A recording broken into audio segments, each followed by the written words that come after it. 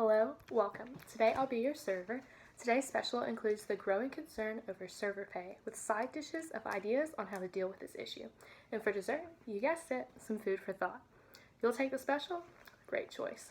My opinion on a side dish? Oh, I would definitely recommend having a solution of a taxed set wage with the remaining tips being untaxed in the pocket of the server. You've never heard of it? Absolutely delicious. Let me give you some more detail. Most people think the solution to the problem is to get rid of the tipped minimum wage for servers. This is a system that allows employers to pay tipped workers $2.13 an hour with the expectation that their tipped income will fill the gap to where they are paid at least the federal minimum wage of $7.25. People who fall into this category agree with journalists like Caitlin Dewey who say, "There's no other industry that gets away with not paying their workers because customers can." That industry being the restaurant industry, and she's right.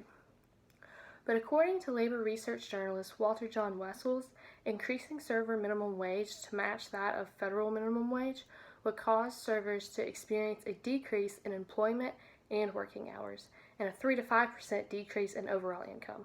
A 3 to 5% decrease in income. This is the opposite of what we as servers want. So the option of raising servers' minimum wage is out of the question.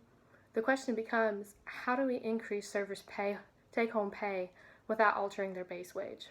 There are two parts to a server's pay. One is the base $2.13, which we've already put aside, and the other is their tips. Many people encourage customers to tip better in order to supplement their servers' pay.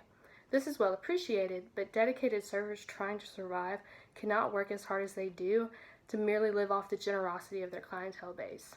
Some people just do not tip, and tips are hardly based on how well a server does their job anyways. Asking restaurants to pay their servers more leaves both restaurants and servers unhappy. Asking customers to tip more leaves customers unhappy and servers uncertain. What must be done in finding a solution that restaurants, servers, and customers all find appealing? The trouble with that, though, is the one option that does that leaves the federal government and the rich very unhappy. Having a taxed set wage with the remaining tips being untaxed and in the pocket of the server is what will satisfy restaurants, servers, and customers while leaving the 1% to simmer. So what does this mean exactly? This means that whatever your employer pays you as your wage is the only hourly amount you as a server should be taxed on. I signed a legal document the other day at work that said that I, Gracie Hall, acknowledge that I'm paid by the restaurant $2.13 an hour and that $5.12 of what I make in tips will be put towards my federal minimum hourly wage of $7.25. Therefore, my wage is $7.25. Therefore, all I should be taxed on is the $7.25 I make an hour. Any other tips I make above this threshold should not be a part of my wage and therefore cash in my pocket. This system allows restaurants to continue cutting their labor costs, leaving me with a job and more hours. It allows customers to continue tipping the way that they do without damaging their wallets, and it allows servers like me to go home with more of the money that I earned. I'm sure some of you are like, whoa, that sounds a bit tax evasion-y to me. The federal government taxes income based on the wage you as an employee earn. Tips above my wage threshold are not a part of my wage and therefore cannot be a part of my tax income. John Murray lays out a set of principles that validate something as either a wage or a tip. And according to him, a tip is a payment that is not negotiated or dictated by the employer. Now that $5.12 that I signed over to be a part of my wages was negotiated and dictated by my employer, but anything above that cannot be considered a part of my income or a wage. So how will the government compensate for the many, many dollars of tax revenue it will inevitably lose if this were to be put into practice? I'd say tax the people who have the most money. And they don't even have to tax them more. The federal government would make all of this lost revenue and then some if they would just simply cut back on all the tax breaks the wealthy and large corporations are given every year.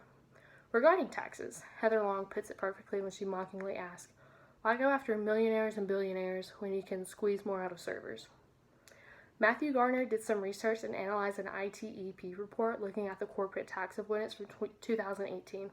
Research shows that corporate America got out of paying $79 billion in taxes. And not only did they skip out on paying, but they were actually given a rebate from the federal government of $4.3 billion. And they want to come after me and my tips? Oh, you're ready for dessert now? Okay. We as servers want to keep our customers happy to keep our tips flowing in. We as servers want to keep our restaurants, our employers, happy to keep our jobs and source of income. So here's some food for thought. What we don't want is this overbearing weight of taxes crushing down on us and taking our hard-earned money that we want to put towards our education, our children, our savings, our healthcare, and our homes. All things, I might add, that continue to put money back into the economy and into the disposal of the federal government. Trickle-down economics is out. Servers in the service industry of an economy are in.